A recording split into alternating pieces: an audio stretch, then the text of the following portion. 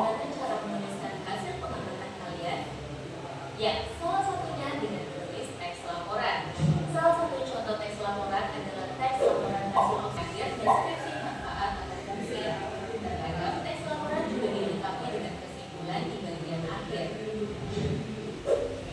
Supaya lebih gampang memahami struktur teks laporan, coba perhatikan contoh teks laporan hasil observasi bulan ini. Lalu kita identifikasi bagian-bagiannya ya.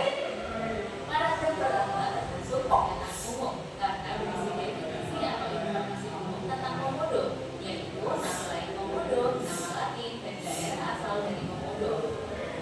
Paragraf kedua deskripsi bagian.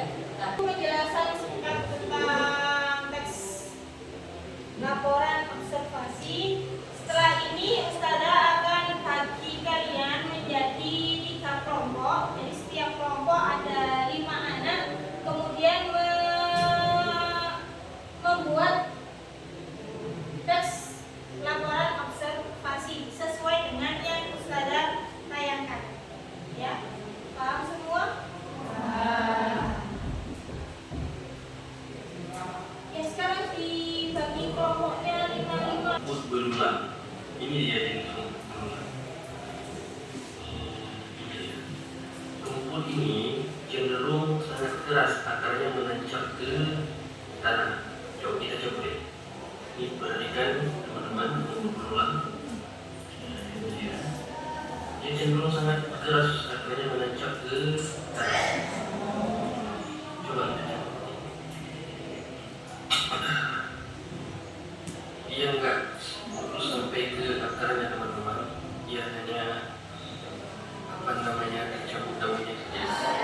Ini dia belum lagi kalau kita tidak cabut sampai ke akarnya.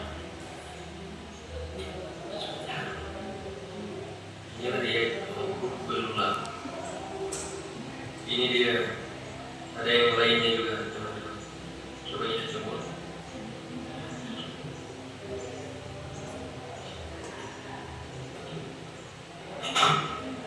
Ini dia baru bisa terjebak sampai ke akarnya, tapi sangat susah bisa jebaknya. Selanjutnya